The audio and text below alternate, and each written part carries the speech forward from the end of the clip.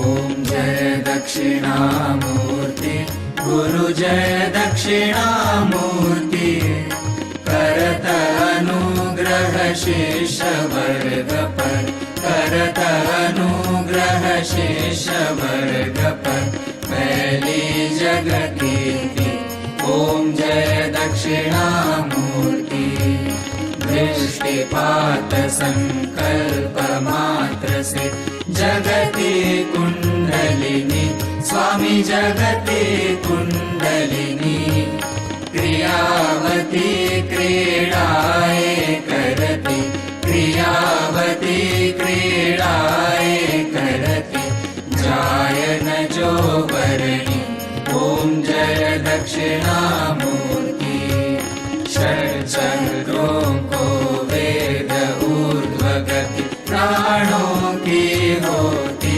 स्वामी प्राणों की होती दिव्य मौन उपदेश जगाता दिव्य मौन उपदेश जगाता निष्ठा की ज्योति ओम जय दक्षिणामूर्ति निर्मल मन निष्काम भाव से शक्ति को ध्यावे स्वामी शक्ति को ध्यावे ब्रह्म ज्ञान कर प्राप्त छूट भव ब्रह्म ज्ञान कर प्राप्त छूट भव बंधन से जावे ओम जय दक्षिणामूर्ति करिय कृपा गुरुदेव दास को अटल भक्ति दीजे स्वामी अटल भक्ति दीजे मुक्ति मुक्ति कर दान दीन को मुक्ति मुक्ति कर दान दीन को पूर्ण काम कीजे ओम जय दक्षिणामूर्ति प्रतिपल प्रीति बढ़े चरणों में हो न कभी तृप्ति स्वामी हो न कभी तृप्ति सात्विक भाव बढ़े क्षण क्षण में सात्विक भाव बढ़े क्षण क्षण में बढ़े ज्ञान दीप्ति ओम जय दक्षिणामूर्ति जिनके दृढ़ विश्वास चरण तज आस नहीं दूजी स्वामी आस नहीं दूजी निश्चय बनी अधिकारी पावे निश्चय बनी अधिकारी पावे महायोग पूजी ओम जय दक्षिणामूर्ति गुरुपद पद्म पराग सुवंजन जो नयनन आंजे स्वामी जो नयनन आंजे दिव्य दृष्टि कर प्राप्त तापत्रय दिव्य दृष्टि कर प्राप्त तापत्रय अर्ध निमिष भांजे ओम जय दक्षिणामूर्ति कैसे करे प्रार्थना गुरुवर हम सब ज्ञानी स्वामी हम सब ज्ञानी स्वयं सिद्ध शुभ साधन दीजे स्वयं सिद्ध शुभ साधन दीजे श्री गुरु विज्ञानी ओम जय दक्षिणामूर्ति ओम जय दक्षिणामूर्ति गुरु जय दक्षिणामूर्ति करत अनुग्रह शिष्य वर्ग पर करत अनुग्रह शिष्य वर्ग पर फैली जगत कीर्ति ओम जय दक्षिणामूर्ति।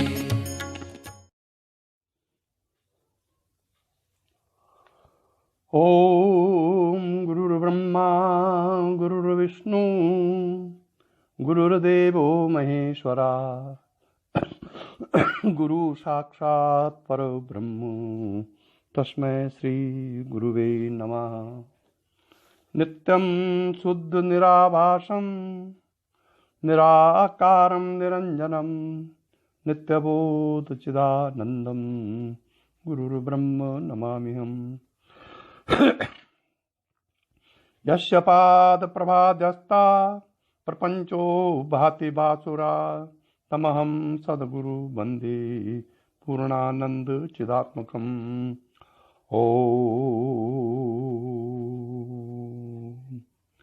भगवत स्वरूप सद्गुरुदेव श्री देवेंद्र विज्ञानी जी महाराज की चरण कमलों में प्रणाम करते हुए आत्म स्वरूप सभी साधक वृंदों की आध्यात्मिक उन्नति की प्रार्थना श्री चरणों में करते हुए वेदांत दर्शन के अध्याय 4 का चौथा पाद पर प्रवचन आरंभ किया जा रहा है और आज यह वेदांत दर्शन के सूत्र का चौथा अध्याय 4 का चौथा पाद अंतिम प्रवचन है। इसके बाद वेदांत दर्शन पर प्रवचन समाप्त हो जाएंगे। विशेषकर ये प्रवचन अमेरिका से श्री मेरे गुरु भाई विद्यानंद काली जी की आग्रह पर और श्री मृदुल तिवारी जी के छत्तीसगढ़ के आग्रह पर किया गया था, जिसका कि संकल्प आज इस प्रवचन का पूरा होगा। और कल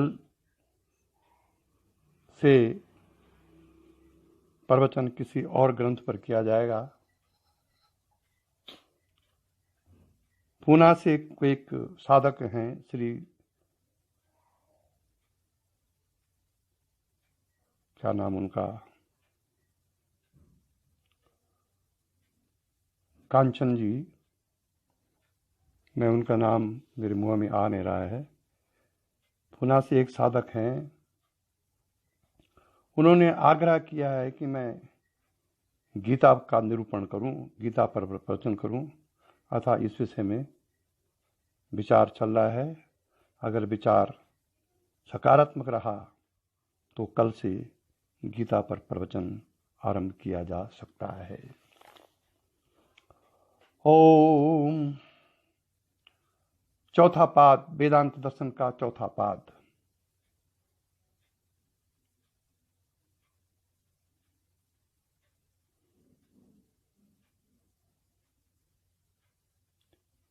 तीसरे पाद में अर्ची आदि मार्ग द्वारा परब्रह्म और कार्य ब्रह्म के लोक में जाने वालों की गति के विषय में निर्णय किया गया है। आप उपासकों के संकल्पानुसार ब्रह्मलोक में पहुंचने के बाद जो उनकी स्थिति का भेद होता है, उसका निर्णय करने के लिए चौथा पाद आरंभ किया जाता है। उसमें पहले उन साधकों के विषय में निर्णय करते हैं जिनका उद्देश्य परम ब्रह्म की प्राप्ति है और जो उस परम ब्रह्म के अप्राकृतिक दिव्य परम धाम में जाते हैं। और चौथे पाद का प्रथम सूत्र है संपत्त्याभिर्भाव स्वयं शब्दात। जो या उपासक इस शरीर से ऊपर उठकर परम ज्ञान स्वरूप परम धाम को प्राप्त होता है, वह अपने वास्तविक स्वरूप से वहां संपन्न हो जाता है। यह आत्मा है ऐसा आचार्य ने कहा, या उसको प्राप्त होने वाला अमृत है, अभय है और यही ब्रह्म है। निसंदेह इस प्राप्तव्य पर ब्रह्म का नाम सत्य है। इस श्रुति से यही सिद्ध होता है कि परम धाम को प्राप्त होते ही वह साधक अपने वास्तविक स्वरूप से संपन्न हो जाता है,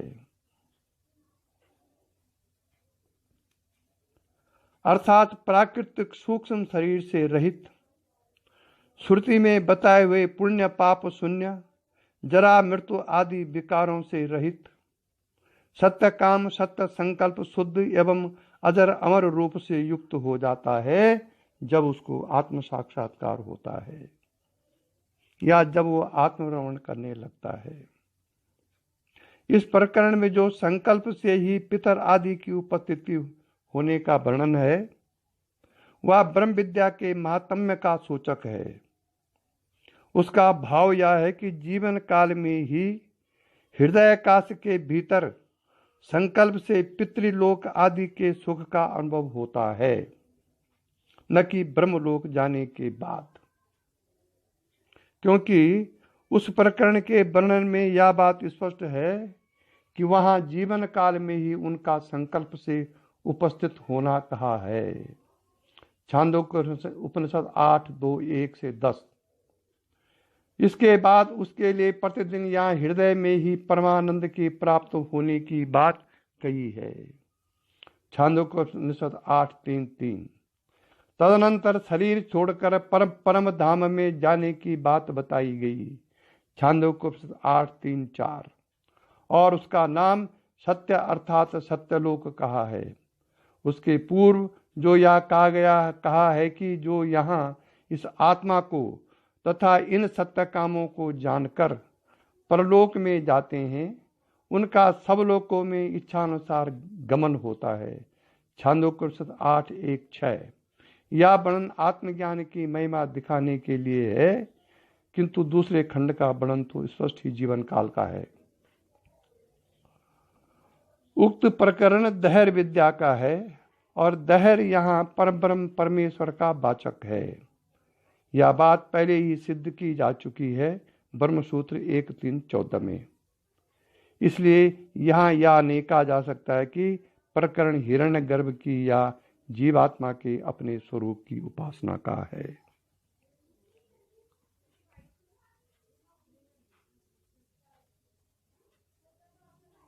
ये उस जीवात्मा का प्रकरण है जो परम धाम को प्राप्त होकर के अपने वास्तविक स्वरूप से संपन्न हो जाता है।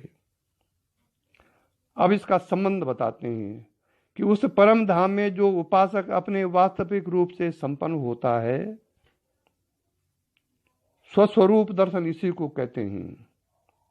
उस परम धाम में जो उपासक अपने वास्तविक रूप से संपन्न होता है, उससे पहले की अपेक्षा क्या विशेषता होती है, इस जिज्ञासा पर कहते हैं उसमें पहले की अपेक्षा क्या विशेषता होती है।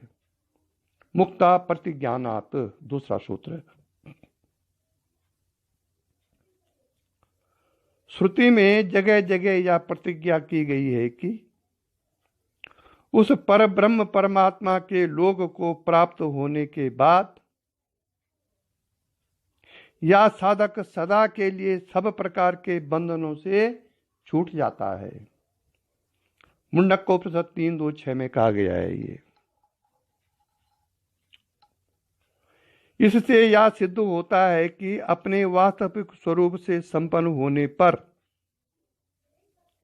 उपासक सब प्रकार के बंधनों से रहित, सर्वथा शुद्ध, दिव्य, विभु और विज्ञानमय होता है। उसमें किसी प्रकार का विकार नहीं रहता। पूर्व काल में अनादि सिद्ध कर्म संस्कार के कारण जो इसका स्वरूप कर्मानुसार प्राप्त शरीर के अनुरूप हो रहा था, ब्रह्मसूत्र 2.3.30, परम धाम जाने के बाद वैसा नहीं रहता। यह सब बंधनों से मुक्त हो जाता है।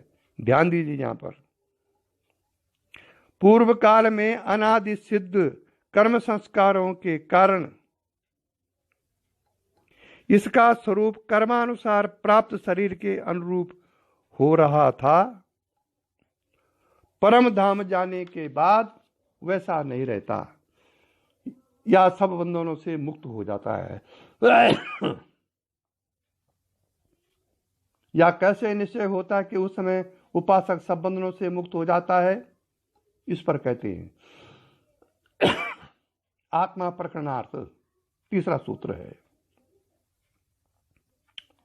उस प्रकरण में जो वर्णन है उसमें स्पष्ट कहा गया है कि वह ब्रह्मलोक में प्राप्त होने वाला स्वरूप आत्मा है। अतः उस प्रकरण से यह सिद्ध होता है कि उस समय वह सब प्रकार के बंधनों से मुक्त होकर परमात्मा के समान परम दिव्य शुद्ध स्वरूप से युक्त हो जाता है। गीता में इसका वर्णन है अध्याय 14 के दूसरे श्लोक में, और मुंडकोपनिषद में 3:1-3 में है वर्णन। अब संबंध, अब यह जिज्ञासा होती कि ब्रह्मलोक में जाकर उस उपासक की परमात्मा से पृथक स्थिति रहती है या उन्हीं में मिल जाता है। नारायण जी, इसका निर्णय करने के लिए अगला प्रकरण आरंभ करते हैं। पहले क्रमशः 3 प्रकार के मत प्रस्तुत करते हैं। अभिभागेन दृष्टत्वात्, श्रुति में कहा है कि यथोदकम शुद्धे शुद्धम मासिक्तम तादृगेव भवति एवं मुनिर्विजानात् विजानात् आत्मा भवति गौतम। कठोपनिषद का है ये। हे गौतम, जिस प्रकार शुद्ध जल में गिरा हुआ शुद्ध जल वैसा ही हो जाता है, उसी प्रकार परमात्मा को जानने वाले मुनि का आत्मा हो जाता है। परमात्मा को जानने वाले मुनि का आत्मा हो जाता है। जिस प्रकार बहती हुई नदियां नाम रूपों को छोड़कर समुद्र में विलीन हो जाती हैं, वैसे ही परमात्मा को जानने वाला विद्वान नाम रूप से मुक्त होकर परात्पर दिव्य परम ब्रह्म परमात्मा को प्राप्त हो जाता है। मुंडकोपनिषद 3:2-8। श्रुति के इस वर्णन से यह सिद्ध होता है कि मुक्त आत्मा उस परम ब्रह्म परमात्मा में अविव्यक्त रूप से ही स्थित होता है। इस विषय में जैमिनी का मत बतलाते हैं कि ब्राह्मेण जैमिनी रूपन्यासा दिव्या। 5वां सूत्र, आचार्य जैमिनी का कहना है कि श्रुति में वह निर्मल होकर परम समता को प्राप्त हो जाता है। मुंडकोपनिषद 3:1-3 ऐसा वर्णन मिलता है, तथा उक्त प्रकरण में भी उसका दिव्य स्वरूप से संपन्न होना कहा गया है। छांदोग्योपनिषद 8:3-4। एवं गीता में भी भगवान ने कहा है कि इस ज्ञान का आश्रय लेकर मेरे दिव्य गुणों की समता को प्राप्त हुए महापुरुष सृष्टि काल में उत्पन्न और प्रलय काल में व्यथित नहीं होते। ये गीता में कहा गया है। गीता के अध्याय 14 का दूसरा श्लोक है ये। इन प्रमाणों से यह सिद्ध होता है कि वह उपासक उस परमात्मा के सदृश दिव्य स्वरूप से संपन्न होता है। साधना करते करते यदि दिव्य गुण आपको उत्पन्न नहीं हुए, तो इसका अर्थ यह है कि आप जिसकी भी उपासना कर रहे हैं, आप उसकी बाहरी स्वरूप की उपासना कर रहे हैं, उसके दिव्य गुणों की उपासना आप नहीं कर रहे हैं। अगर हम किसी भी उपासक की, किसी भी उपासना जो हमारा देवता है, जो हमारा उपासना के लिए जो प्रतीक है या जो साधना है, उसके दिव्य गुणों का अनुभव हम नहीं करते हैं, तो फिर हमारी साधना भारी भार है। इसी विषय में आचार्य औडुल्लोमी का मत उपस्थित करते हैं कि चित्ति तन्मात्रेण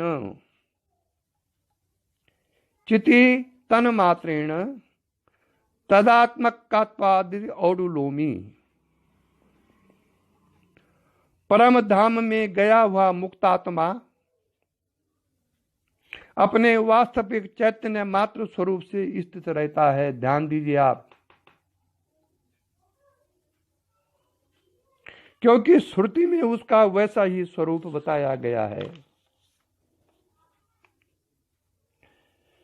बृहदारण्यक में कहा गया है कि सा यथा सैंद बंदनो अनंतरो बाह्य कृत्सनो रस घन एवं वा अरे अयम आत्मा अनंतरो बाह्य कृत्सनः प्रज्ञान घन एव।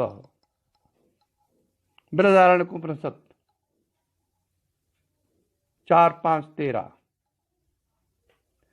जिस प्रकार नमक का डला बाहर भीतर से रहित सबका सब रस घन है, वैसे ही यह आत्मा बाहर भीतर के भेद से रहित सबका सब प्रज्ञान घन ही है। इसलिए उसका अपने स्वरूप से संपन्न होना चैतन्य घन रूप में ही स्थित होना है। अब आचार्य बादरायण इस विषय में अपना सिद्धांत प्रस्तुत करते हैं। एवं अप्युपन्यासात् पूर्व भावाद विरोधम वादरायणः। आचार्य जैमिनी के कथानुसार मुक्तात्मा का स्वरूप परब्रह्म परमात्मा के सदृश दिव्य गुणों से संपन्न होता है। यह बात श्रुतियों और स्मृतियों में कही गई है तथा आचार्य औडुलोमी की कथा अनुसार चेतन मात्र स्वरूप से स्थित होने का वर्णन भी पाया जाता है। इसी प्रकार पहले 444 सूत्र में जैसा बताया गया है उसके अनुसार परमेश्वर में अभिन्न रूप से स्थित होने का वर्णन भी मिलता है। इसलिए यही मानना ठीक है कि उस मुक्त आत्मा के भावानुसार उसकी तीनों ही प्रकार से स्थिति हो सकती है। इसमें कोई विरोध नहीं है। संबंध यहां तक परम धाम में जाने वाले उपासकों के विषय में निर्णय किया गया है। अब जो उपासक प्रजापति ब्रह्मा के लोक को प्राप्त होते हैं उनके विषय में निर्णय करने के लिए अगला प्रकरण आरंभ किया जाता है। यह प्रश्न होता है कि उन उपासकों को ब्रह्मलोक के भोगों की प्राप्ति किस प्रकार होती है। इस पर कहते हैं संकल्पादेव तच्छ्रुते। यह आत्मा मन रूप दिव्य नेत्रों से ब्रह्मलोक के समस्त भोगों को देखता हुआ रमण करता है। दिव्य नेत्रों से, चर्म नेत्रों से नहीं। यह बात श्रुति में कही गई। मन रूप दिव्य नेत्र कहा गया है। यहां यह बात श्रुति में कही गई है। इससे यह सिद्ध होता है कि मन के द्वारा केवल संकल्प से ही उपासक को उस लोक के दिव्य भोगों का अनुभव होता है। श्रीमन नारायण युक्ति से भी उसी बात को दृढ़ करते हैं। अतः एवं चानन्याधिपति वह स्वराज्य को प्राप्त हो जाता है। स्वराज्य को, मन के स्वामी हिरण्यगर्भ को प्राप्त हो जाता है। अतः वह स्वयं बुद्धि, मन, वाणी, नेत्र और स्रोत सबका स्वामी हो जाता है। भाव यह है कि ब्रह्मा जी के सिवा अन्य किसी का भी उस पर अधिपत्य नहीं रहता। इसलिए पूर्व सूत्र में कहा है कि वह मन के द्वारा संकल्प मात्र से ही सब दिव्य भोगों को प्राप्त कर लेता है। नारायण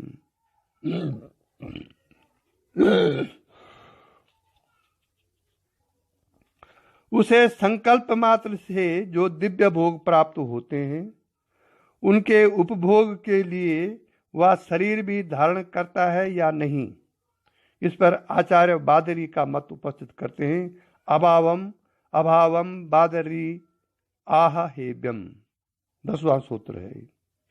आचार्य बादरी का कहना है कि उस लोक में स्थूल शरीर का अभाव है। अतः बिना शरीर के केवल मन से ही उन भोगों को भोगता है। क्योंकि श्रुति में इस प्रकार कहा है कि सवा एस एतेन दैवेन चक्षुषा मन शैतान कामान पश्यन्न रम्मते या इते ब्रह्मलोके। छांदोग्योपनिषद 8:12-5-6। निश्चय ही वह यह आत्मा इस दिव्य नेत्र मन के द्वारा ये जो ब्रह्मलोक के भोग हैं उनको देखता हुआ रमण करता है।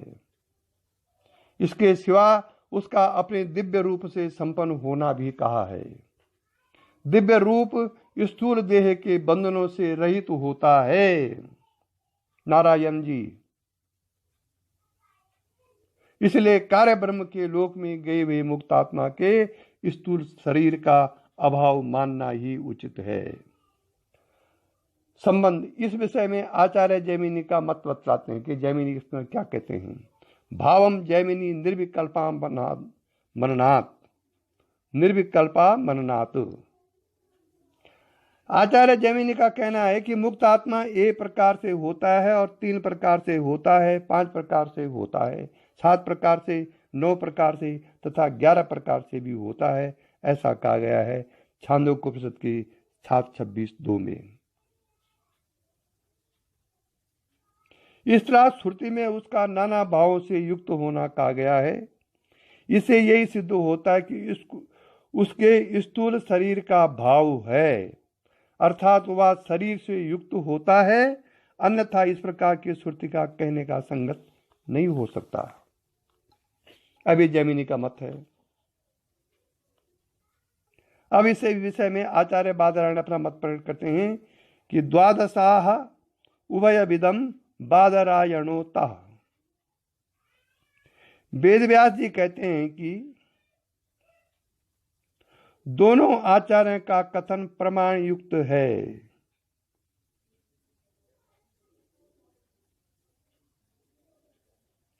अतः उपासक के संकल्पानुसार शरीर का रहना और न रहना दोनों ही संभव है। जैसे द्वादशा यज्ञ श्रुति में यही अनेक कर्तव्य होने पर सत्र और नियत कर्तव्य होने पर अहीन माना गया है,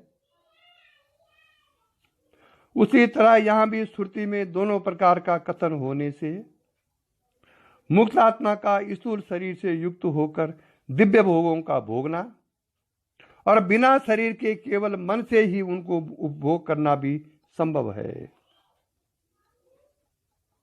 उसकी या दोनों प्रकार की स्थिति उचित है, इसमें कोई विरोध नहीं है। नारायण बोलना पड़ेगा। बिना शरीर के केवल मन से उपभोग कैसे होता है, इस जिज्ञासा पर कहते हैं तन्न भावे संदवदुपपत्ते।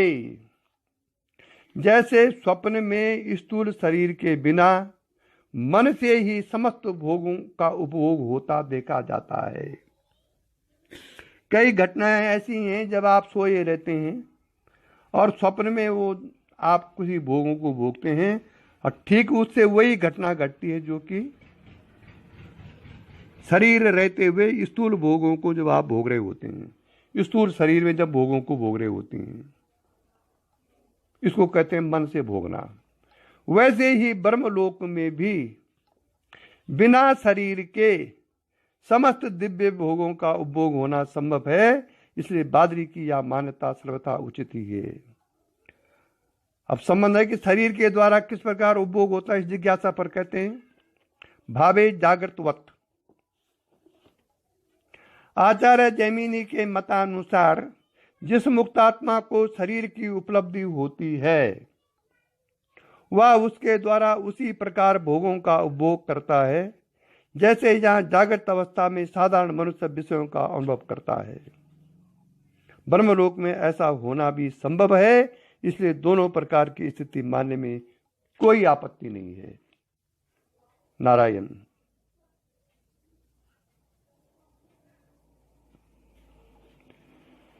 जैमिनी ने जिस श्रुति का प्रमाण दिया है उसके अनुसार मुक्तात्मा के अनेक शरीर होने की बात ज्ञात होती है, इसलिए यह जिज्ञासा होती है कि वह अनेक शरीर से निरात्मक होते हैं या उनका अधिष्ठाता इससे भिन्न होता है। इस पर कहते हैं प्रदीप वदावशेष तथा ही दर्शयति। सूत्र 15। जैसे अनेक दीपकों में एक ही अग्नि प्रकाशित होती है अथवा जिस प्रकार अनेक बल्बों से बिजली की एक ही शक्ति व्याप्त होकर उन सब को प्रकाशित कर देती है, उसी प्रकार एक ही मुक्तात्मा अपने संकल्प से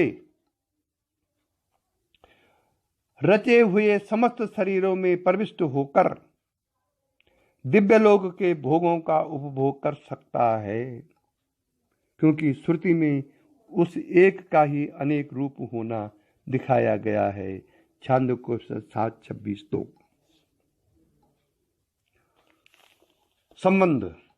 मुक्तात्मा तो समुद्र की नदियों की भांति नाम रूप से मुक्त होकर उस परम ब्रह्म परमेश्वर में विलीन हो जाता है, जैसे कि मुंडकोपनिषद में कहा गया है। यह बात पहले कह चुके हैं। ऐसे इसके सिवा और भी जगह जगह इसी प्रकार का वर्णन मिलता है। फिर यहाँ उनके नाना शरीर धारण करने की और यथेच भोग भूमियों में विचरने की बात कैसे कही गई है, इस जिज्ञासा पर कहते हैं, स्वापय्य संपत्त्योरन अन्यतर अपेक्षा तरापेक्षम विस्कृतम ही अविष्कृतम ही। श्रुति में जो किसी प्रकार का ज्ञान न रहने की और समुद्र में नदी की भांति उस परमात्मा मिल जाने की बात कही गई है, वह कार्य ब्रह्म के लोगों को प्राप्त होने वाले अधिकारियों के विषय में नहीं है, अपितु लय अवस्था को लेकर वैसा कथन है। प्रलय काल में भी प्राणियों की स्थिति सुषुप्ति की भांति ही रहती है, इसलिए उसका एक पृथक उल्लेख सूत्र में नहीं किया गया है, यही अनुमान होता है। अथवा परम प्राप्ति अर्थात सायुज्य मुक्ति को लेकर वैसा कहा गया है। भाव यह है कि लय अवस्था और सायुज्य मुक्ति, इन दोनों में से किसी एक के उद्देश्य से वैसा कथन है, क्योंकि ब्रह्मलोक में जाने वाले अधिकारियों के लिए तो स्पष्ट शब्दों में वहां के दिव्य भोगों के उपभोग की, अनेक शरीर धारण करने की तथा यथेच लोकों में विचरण करने की बात श्रुति में उन स्थलों में कही गई है, इसलिए किसी प्रकार का विरोध या असंभव बात नहीं है। यदि ब्रह्मलोक में गए हुए मुक्त आत्माओं में इस प्रकार अपने अनेक शरीर रचकर भोगों का उपभोग करने का सामर्थ्य है, तब उनमें परमेश्वर की भांति जगत की रचना आदि कार्य करने का भी सामर्थ्य हो जाती होगी। इस जिज्ञासा पर कहते हैं कि जगत व्यापार वर्जम प्रकरणाद सन्निहित्वात्वाच। जहां जहां इस जड़ चेतनात्मक समस्त जगत की उत्पत्ति, संचालन और प्रलय का प्रकरण श्रुतियों में आया है, वहां सभी जगह यह कार्य उस परम परमात्मा का ही बताया गया है।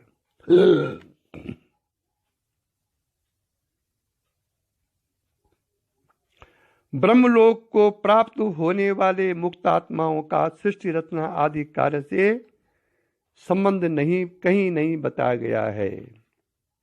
इन दोनों कारणों से यही बात सिद्ध होती है कि इस जड़ चेतनात्मक समस्त जगत की रचना, उनका संचालन और प्रलय आदि जितने भी कार्य हैं, उनमें उन मुक्तात्माओं का कोई हाथ या सामर्थ्य नहीं है।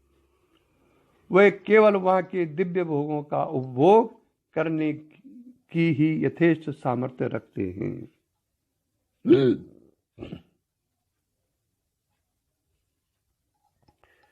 इस पर पूर्व पक्ष उठाकर उसके समाधान पूर्वक सूत्र में कई वे सिद्धांत को पुष्ट करते हैं कि प्रत्यक्षोपदेशादिति चेनाधिकारी मंडल स्थोक्ते। यदि कहो कि वहां प्रत्यक्ष रूप से इच्छानुसार लोगों को विचरने का उपदेश है, अर्थात वहां जाकर इच्छानुसार कार्य करने का अधिकार बताया गया है, तो यह बात नहीं है, क्योंकि वह कहना अधिकारियों के लोकों में सिद्ध भोगों का उपभोग करने के लिए ही है। संबंध। यदि इस प्रकार उन लोगों के विकारमय भोगों का उपभोग करने के लिए ही वह सब शरीर, शक्ति और अधिकार आदि उसे मिले हैं, तब तो देवलोक को प्राप्त होने वाले कर्माधिकारियों के सदृश ही ब्रह्म विद्या का भी फल हुआ। इसमें क्या विशेषता हुई? इस जिज्ञासा पर कहते हैं कि विकारावर्तिचा तथा ही स्थितिम आहा। श्रुति में ब्रह्म विद्या का मुख्य फल परब्रह्म की प्राप्ति बताया गया है, जो जन्म जरा आदि विकारों को प्राप्त होने वाला, अजर अमर समस्त पापों से रहित तथा कल्याणमय दिव्य गुणों से संपन्न है, यह श्रुति में कहा गया है। इसलिए यही सिद्ध होता है कि उसको प्राप्त होने वाला फल कर्म फल की भांति विकारी नहीं है। ब्रह्मलोक के भोग तो अनुसांगिक फल हैं। ब्रह्म विद्या की सार्थक तो परम ब्रह्म की प्राप्ति कराने में ही है। श्रुति में उस मुक्तात्मा की ऐसी ही स्थिति बताई गई है। यदा हैवेश एतस्मिन् दृश्ये न आत्मे निरुक्ते निलयन ये भयम प्रतिष्ठां विद्यन्ते अतः सो अभयम गतो भवति। अर्थात जब यह जीवात्मा इसे देखने में आने वाले शरीर रहित बतलाने में आने वाले तथा दूसरे का आश्रय न लेने वाले परमात्मा में निर्भयता पूर्वक स्थिति लाभ करता है, तब वहां निर्भय पद को प्राप्त हो जाता है। दर्शयतश्चैव प्रत्यक्षानुमाने, श्रुति में स्पष्ट कहा है कि वह परम ज्योति को प्राप्त हो अपने वास्तविक स्वरूप से संपन्न हो जाता है। यह आत्मा है, यही अमृत एवं अभय है और यही ब्रह्म है। ब्रह्मलोक अन्य लोकों की भांति विकारी नहीं है। श्रुति में उसे नित्य, सब पापों से रहित तथा रजोगुण आदि से शून्य विशुद्ध कहा गया है। गीता में भी कहा गया है कि इस ज्ञान की उपासना करके मेरे सदृश धर्मों को अर्थात निर्लेपता आदि दिव्य कल्याणमय भावों को प्राप्त हो जाते हैं। अतः वह न तो जगत की रचना के काल में उत्पन्न होते हैं और न प्रलय काल में मरने का दुख भोगते हैं। इदं ज्ञानमुपाश्रित्य मम साधर्म्यमागता सर्गेऽपि नोपजायन्ते प्रलया न व्यथन्ति चाह। गीता का अध्याय का 14 दूसरा श्लोक। प्रलये न च व्यथन्ति चाह। इस प्रकार श्रुतियों और स्मृतियों में जगह जगह मुक्तात्मा की वैसी स्थिति दिखाई गई है, उसका जो उन अधिकारी वर्गों के लोकों में जाना आना और वहां के भोगों का उपभोग करना है, वह लीला मात्र है।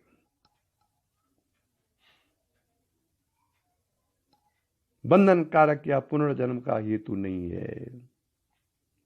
जैसे भुना हुआ चना केवल पेट भरने के काम तो आता है, लेकिन उससे नया पौधा उत्पन्न नहीं हो सकता है।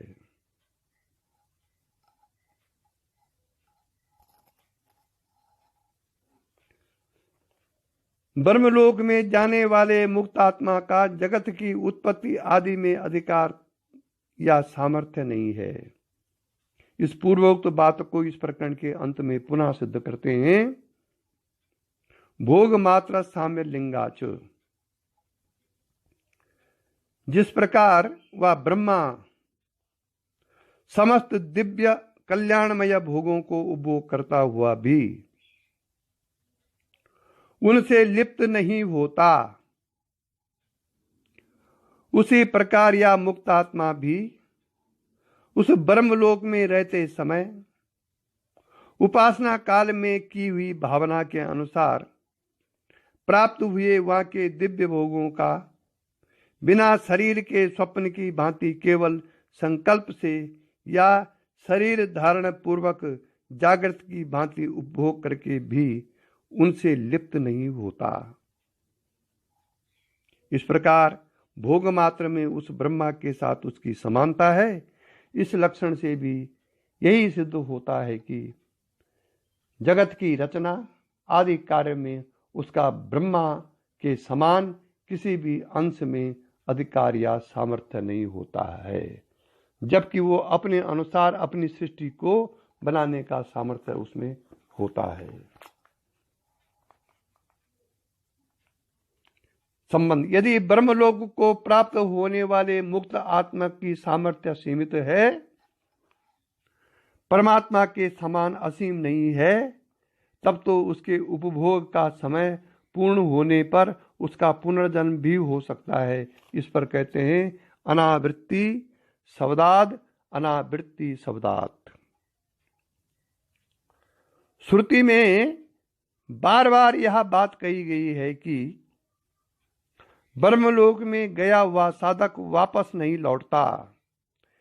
बृहदारण्यकोपनिषद 6:2-15, प्रश्नोपनिषद 1:10, छांदोग्योपनिषद 8:6-6, 4:15-6, 8:15-1।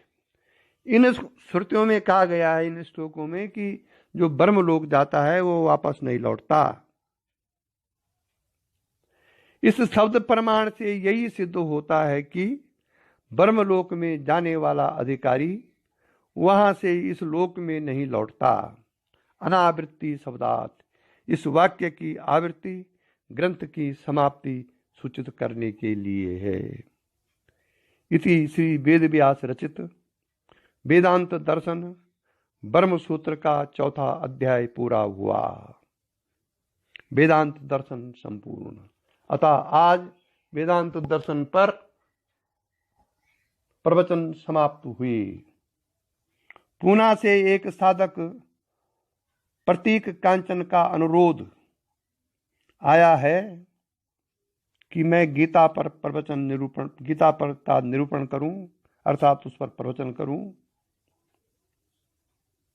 भविष्य में इस गीता में प्रवचन किया जा सकता है, ऐसा विचार मंथन चल रहा है अंदर।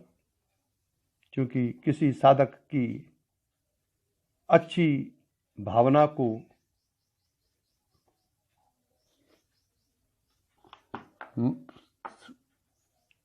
स्फुरना को एवं उसके विचारों का समादर करना मेरा कर्तव्य है।